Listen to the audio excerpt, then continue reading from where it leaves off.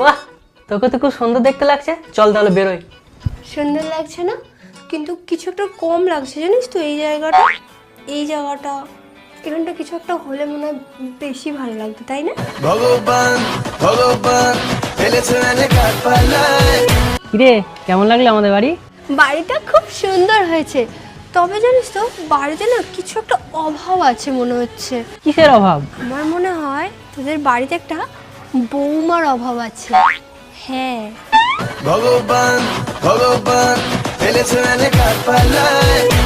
আজকের ওয়েদারটা কি সুন্দর, তাই না? হ্যাঁ, ওয়েদারটা খুব ভালো, পুরো বিয়ে করার জন্য পারফেক্ট একটা ওয়েদার।